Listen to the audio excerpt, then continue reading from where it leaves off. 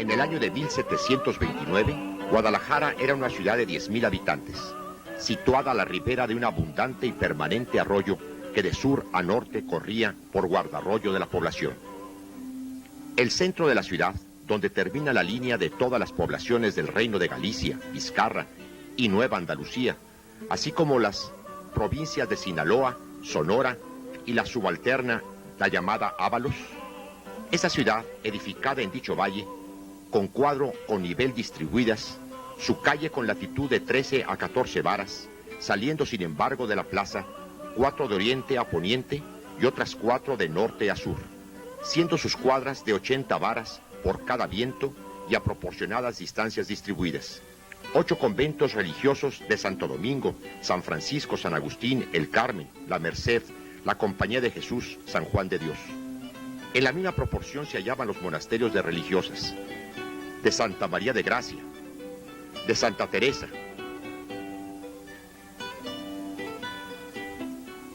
el de Jesús María y el de Santa Mónica, el Colegio de Niños de San Diego, el de las Recogidas,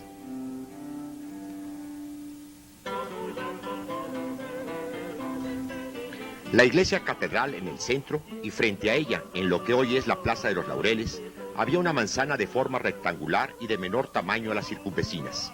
Pertenecía al Fundo de Clavería, que construyó toda la manzana para alquilarla primero y venderla más tarde por sus apremiantes necesidades. En la esquina de la calle Santuario, hoy Pedrolosa, y la calle Morelos, antes llamada Santa Teresa, se encontraba el edificio que albergaba la bicentenaria Cerería Calderón, desde el día 13 de octubre de 1729. El intercambio comercial con la capital del país era en aquel tiempo difícil. Los arrieros llevando a lomo de mula las mercancías duraban un mes en su azarosa trayectoria. En las garitas al final del camino, como la de San Pedro, existían pequeñas capillas llamadas humilladeros, que servían para dar gracias a Dios por la protección recibida en el camino.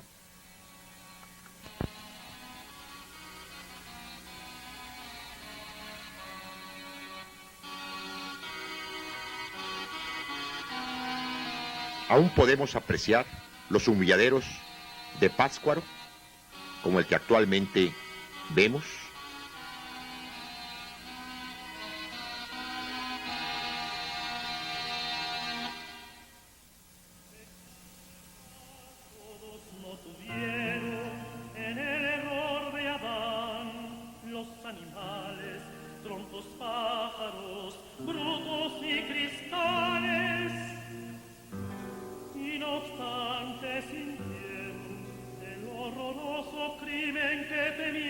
En la cruz atrial podemos apreciar la fecha de 1628.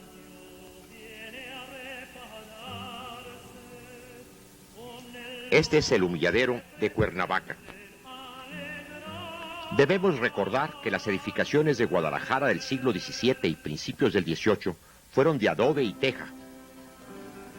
La entrada a la Cerería Calderón se encontraba en el número 12 de la calle Santuario. Su primer inquilino fue el español don Cleofás Calderón. Pagó 30 pesos anuales por 4 años, y después el sucesor, don Manuel Calderón, pagó 100 pesos anuales por los mismos locales y también rentó la finca con el número 9 de la misma calle por 4 pesos mensuales hasta 1747. Siguió como inquilina hasta 1870 la viuda de don Manuel.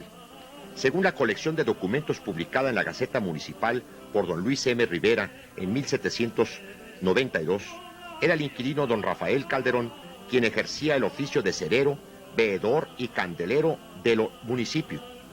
También tenía que examinar a todos los que aspiraban a labrar la cera y beneficiarla. Curiosamente, como podemos ver en la Gaceta Municipal, este oficio no cualquiera lo podía ejercer. Inclusive existió una ordenanza del virrey don Martín Enríquez, publicada el 10 de mayo de 1574, para que ningún negro, mulato ni mestizo pueda usar dicho oficio de cerero, ni examinarse de él, ni tener tienda pública. Los cirios que se emplean en las iglesias siempre por tradición han sido de cera y tienen una simbología bien definida.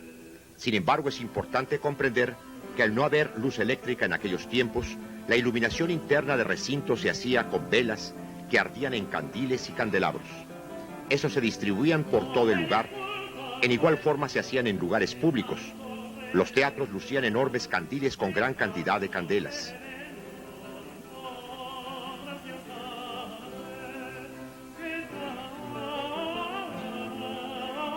Por lo que además de importante para la ciudad, la fabricación de velas era remunerativo.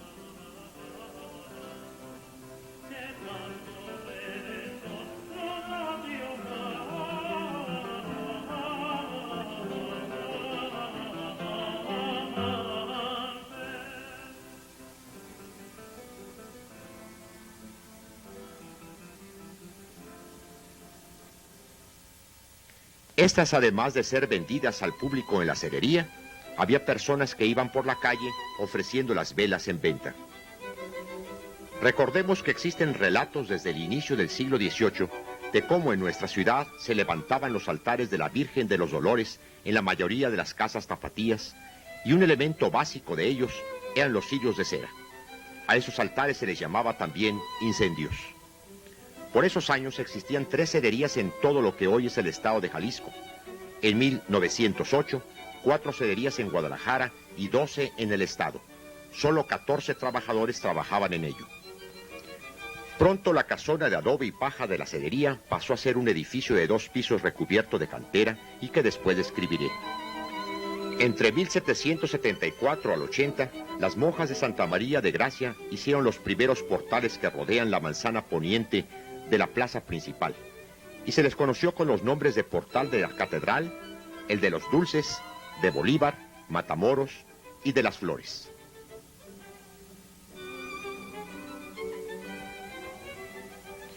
En 1793 se establecieron en nuestra ciudad los coches de alquiler que se llamarían de Providencia o alquilones, ilustrados con unas fotografías de finales del siglo XIX y principios del XX.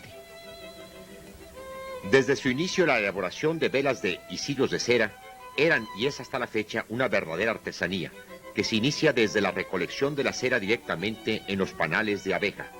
En el caso de la cerería Calderón, traían a la ciudad las marquetas a la negociación los campesinos que tenían apiarios. Ya en el proceso propiamente dicho, se derretía al fuego las mencionadas marquetas en un recipiente especial, quedando impurezas en el fondo del mismo. Después se escarchaba la cera, virtiéndola derretida en un recipiente cilíndrico que tenía múltiples orificios. Y al hacer girar el cilindro con una manivela, salía la cera derretida a una pileta con agua, quedando la cera dividida en multitud de fragmentos. Esos se extendían directamente en la azotea de la cerería, procedimiento que se llamaba blanquear la cera. Después nuevamente se procedía a derretir la cera en un recipiente especial. Los pabilos de los futuros cirios se fijaban en una rueda de hierro que colgaba del techo y que le permitía el movimiento circular de la misma. Acto seguido, un recipiente con cera derretida en el piso se ponía bajo el pabilo, que recibía baños repetidos de cera derretida, que al enfriarse se adhería al pabilo, formando un cirio del grueso que se requería.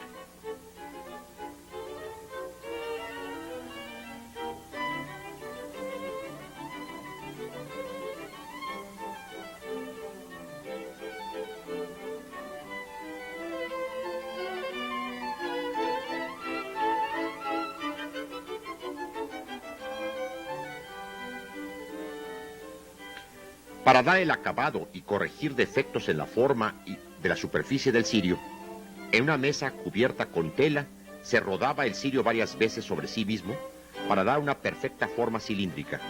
Ahí mismo se cortaba con cordeles calientes.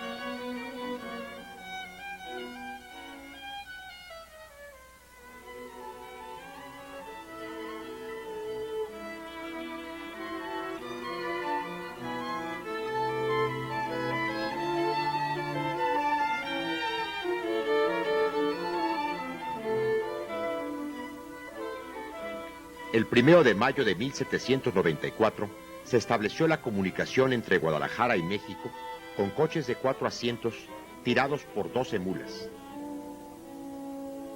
como el que aparece en una foto de finales del siglo XIX. Estos vehículos realizaban su trayectoria en 12 días. Cuando se estableció el servicio de diligencias, se acortó el número de días y el costo del pasaje. Este fue de 50 pesos por persona. Estos vehículos llegaban a la casona colonial de Los Cañedo, en lo que hoy es la calle de Viseo.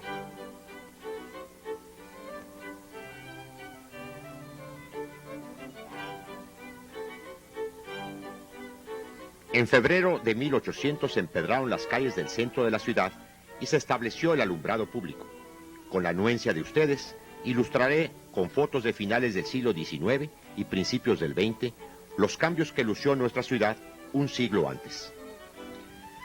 La cerería fue desde su cuna la reunión de varios de los prohombres de aquella Guadalajara, como lo menciona el padre José Trinidad Laris.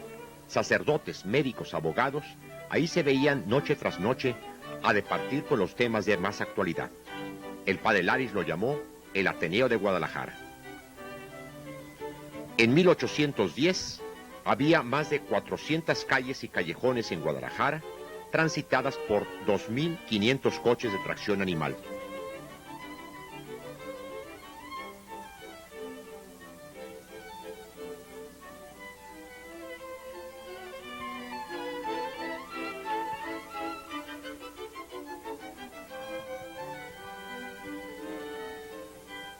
Se gestaba en ese año nuestra independencia y vinieron años de turbulencia en la que Guadalajara se vio envuelta, participando en la lucha libertadora.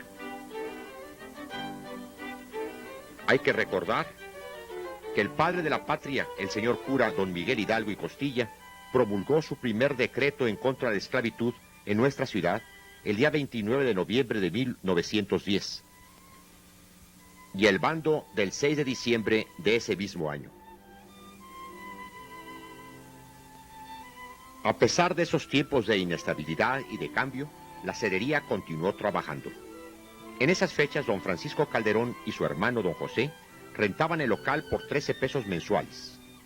Al morir don José, la viuda del mismo, doña Guadalupe Robles, agregó a la cerería una dulcería que también se hizo famosa. En los periódicos llamados El Periódico y El Telégrafo, en su primera época de 1847-49, se leía una especie de poesía titulada Encargos a un viajero. Si vas a Guadalajara, no dejes de visitar primero la catedral y luego la cerería del cerero Calderón, porque ahí pronto hallarás el calabacete ambarino, con sus aristas doradas, el turrón de cacahuate y el de almendras españolas, la cajeta de Celaya, los guayabates de Morelia, los chongos de Zamora, el mazapán almendrado para los clásicos bautismos. Ya para entonces el edificio de la cerería tenía un aspecto diferente. La fachada principal estaba en la calle Pedrolosa y la entrada en el número 16. En la esquina había un pilastrón con nicho en la parte alta, que con el curso del tiempo lo redujeron al segundo piso por obstruir el paso de vehículos. Al llegar a la esquina, una puerta para la cerería y después un muro liso al que después se agregaron 3 puertas. Enseguida puerta ancha de entrada y 4 puertas para comercios. La parte alta tenía un muro liso donde después se abrió una ventana, un balcón triple únicamente con 2 puertas y después se cambió a 3 balcones espaciados. Tenía una cornisa de cordón que rodeaba toda la casa. En la esquina era ligeramente más alta y se leía fundada en 1729 por Cleofás Calderón. Su interior, después de la puerta principal, había un amplio pasillo que terminaba en la escalera que llegaba al primer piso. En el descanso de la misma había una hornacina que enmarcaba una imagen de la Virgen de Guadalupe del siglo XVI y que aún se conserva.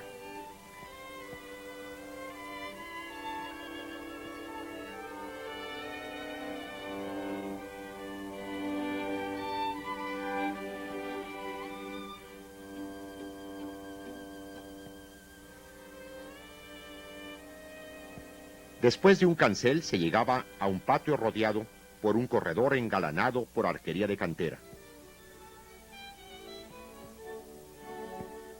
Los marcos de puertas y ventanas se abrían al mencionado corredor. Eran también de cantera labrada.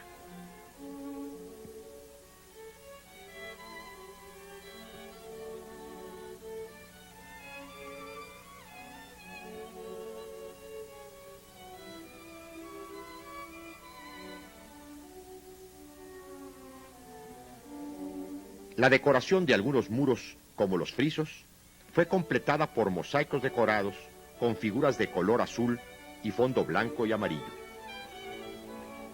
Por supuesto que el edificio, tanto en su exterior como interior, sufrió diversas adaptaciones según lo fue requiriendo.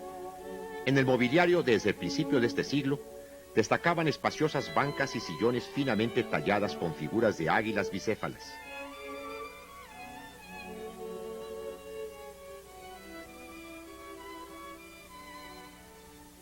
También ángeles. Todas las piezas tenían una representación del águila pelícano que, picando su pecho, extrae sangre para sus polluelos, imagen frecuentemente empleada durante la colonia para representar el sacrificio de Cristo. Las patas de los muebles, incluyendo libreros y mesas, tenían garras leoninas.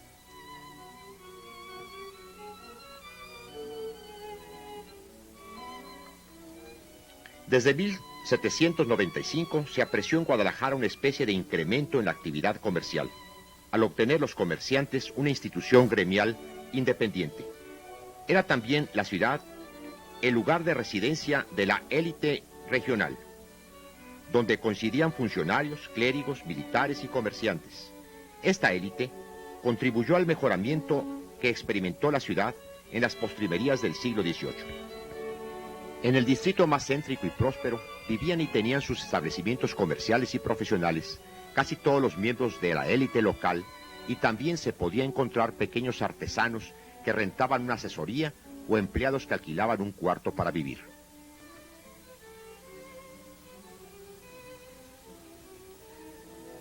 Desde 1822 había 9 portales comerciales.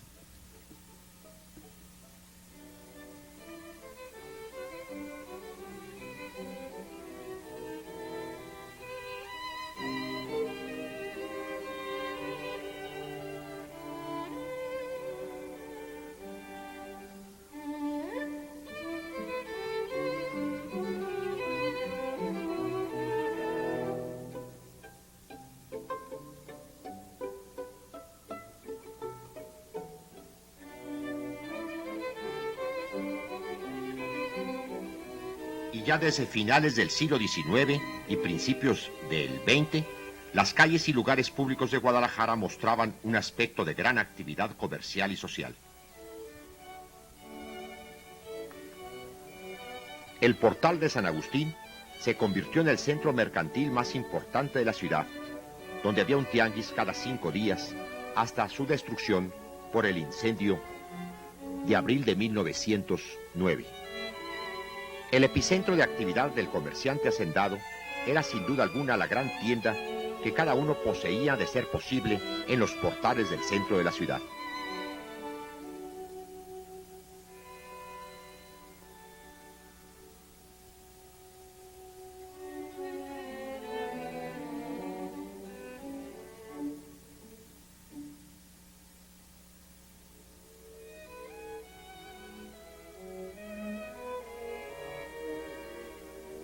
Aquí el tianguis que se establecía junto al mercado Alcalde.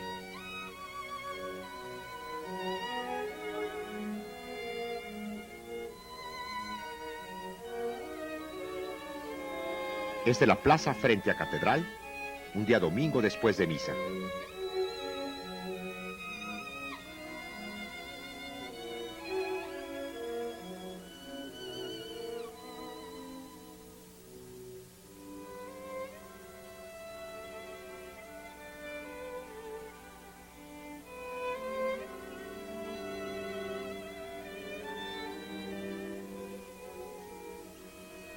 Las plazas de la ciudad, como la plaza llamada después Plaza de Armas, se veía engalanada por elegantes damas y caballeros que con toda parsimonia paseaban.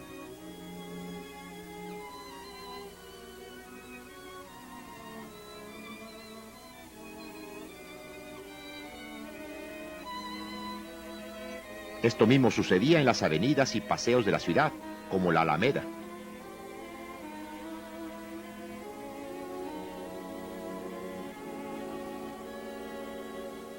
Los días de campo y los domingos en la ya mencionada Alameda o el Parque del Agua Azul quedaron inmortalizados en los frescos de Genaro Suárez en la Moreña de la Barca, Jalisco. Varias de las escenas representan la vida de la sociedad de finales del siglo XIX en la capital del país.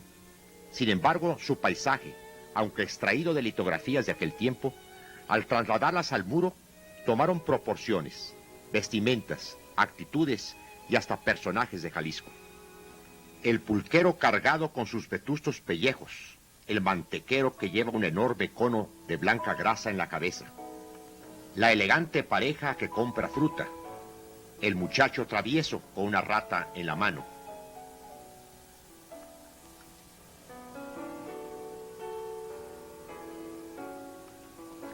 Un vendedor de pájaros y una india con velas en la mano.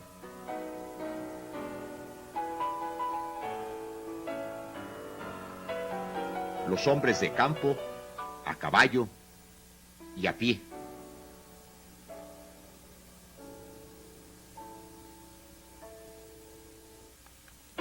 El paseo dominical, las damas y los caballeros elegantes. Una escena campirana, quizá en el casco de una hacienda.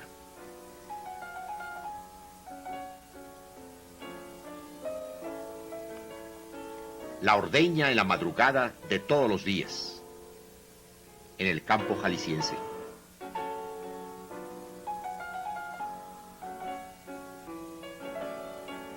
Un fraile que atisba a quien va pasando por la calle. Un labrador lleva sus productos de cosecha a la ciudad.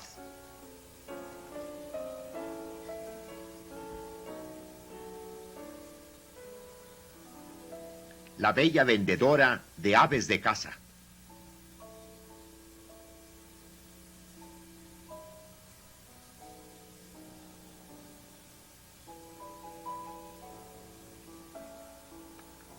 Los charros hacen gala de su destreza, lazando a un venado en el campo.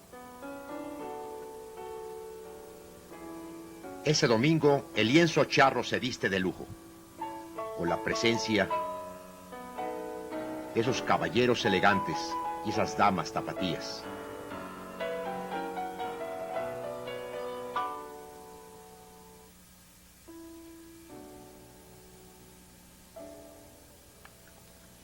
El vendedor ambulante en uno de los mercados de la ciudad.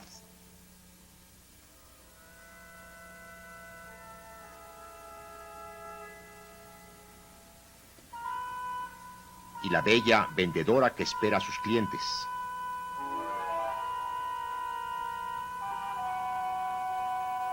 La doncella que se balancea aislada sería suficiente para consagrar a Gerardo Suárez como uno de los mejores artistas en la historia de la pintura mexicana. El joven que tira del columpio y esas hermosas mujeres, vírgenes rebeldes y sumisas, a quienes cantaría López Velarde. La procesión con la Virgen en su día de fiesta.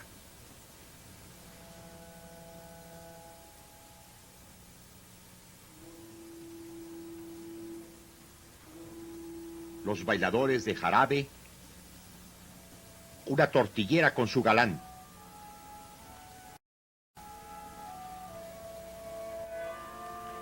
Un cilindrero de raro atuendo rodeado del pueblo pobre y una delicada pareja de catrines que se detiene a darle limosna a un ciego arrodillado. El cilindrero da vueltas incesantemente a la manivela del instrumento, levantando con su música el ánimo al nevero, el cargador, el frutero, el gendarme, el ranchero y el épero. El mono que atrae más a la multitud. A la muerte de doña Guadalupe Robles en 1854, su hijo don José Ignacio Calderón continuó el negocio familiar hasta su muerte, el 12 de diciembre de 1863. Y nuevamente la viuda del mismo, doña Dolores Echeverría de Calderón, continuó a la cabeza de la pequeña industria. Por ese tiempo, el propietario de la finca, por la ley de desamortización, fue don Manuel Ocampo e Hijas, quien vendieron la finca a doña Dolores. A su muerte fue enterrada en el Panteón de Los Ángeles, allá por la antigua central camionera, y se considera el último entierro en ese lugar. Ella fue la madre también del coronel José Calderón, héroe de la batalla del 10 de mayo de 1857 en Arroyo Seco. Por el padre Lares se sabe también que el cerero Calderón vendía en su negocio los prodigiosos polvos estomacales que preparaban las legas del Viaterio y el parche de Santa Cita, que según la tradición le dio la santa para curar toda clase de llagas y piquetes de animales dañinos en sus hermanas domésticas. Por lo que había un estribillo al respecto. Si no sabes la lección y se te enreda la pita, aplícate en la mollera los polvos estomacales y el parche de Santa Cita. Si te llevan a la cárcel por asesino y ladrón, aplícate los remedios que venden con Calderón.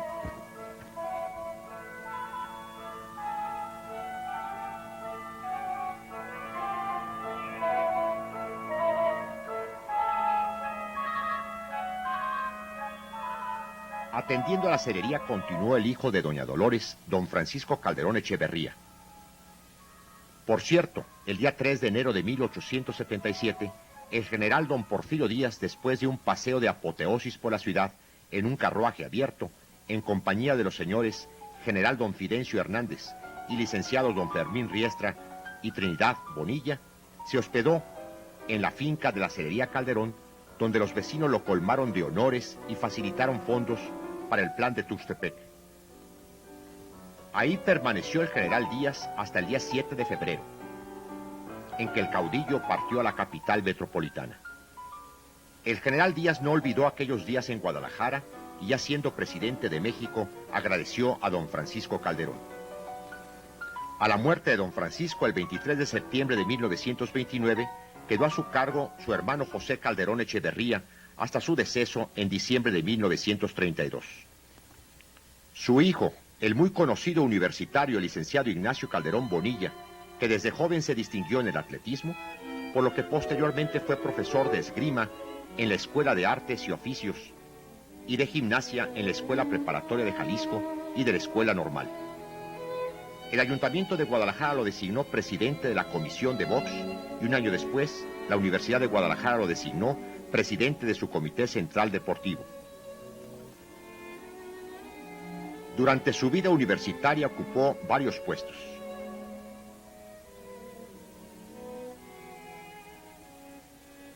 Director de la Preparatoria del Estado.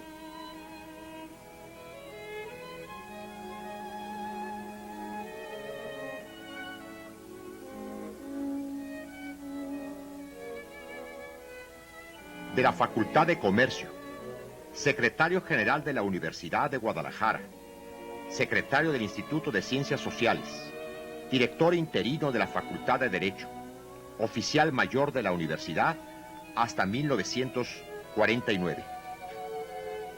Lamentablemente, el día 7 de marzo de 1951, falleció, días después de conocer la noticia de que su propiedad, donde se encontraba la cerería, sería expropiada por el ayuntamiento para la construcción de la Plaza de los Laureles, disponiendo para el efecto de la manzana ubicada frente a Catedral. La demolición se inició el día 16 de enero de 1952. Por cierto, el inmueble había sido declarado Monumento Nacional por el gobierno federal y por ende intangible. A la muerte del licenciado Ignacio Calderón, por unos meses más continuó al frente de la cerería su hijo, el señor doctor don Carlos Alberto Calderón Belloso, eminente patólogo clínico. Por 30 años fue jefe del Departamento de Bacteriología y Parasitología de la Facultad de Medicina de la Universidad de Guadalajara. En el edificio de la cerería Calderón montó su primer laboratorio de análisis clínicos. La cerería Calderón duró más de 200 años con los mismos dueños y en el mismo lugar hasta que cayó en aras de la modernidad. Junto con él, numerosas e importantes edificaciones del periodo virreinal y del porfiriato.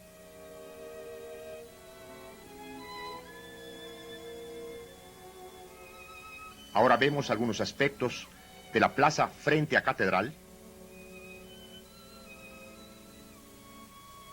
con los edificios que poseía.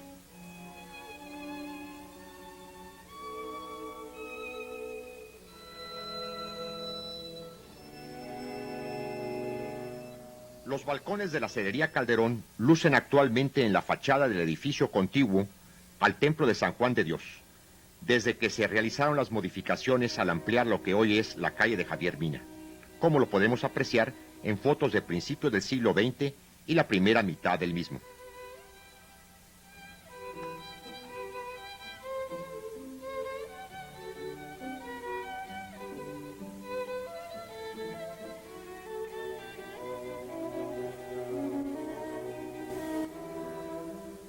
La arquería de cantera de la Cedería aún se yergue en los jardines de una casa habitación de esta ciudad por la calle de Morelos y junto al lago de Chapala en un jardín de una casa de descanso en Jocotepec.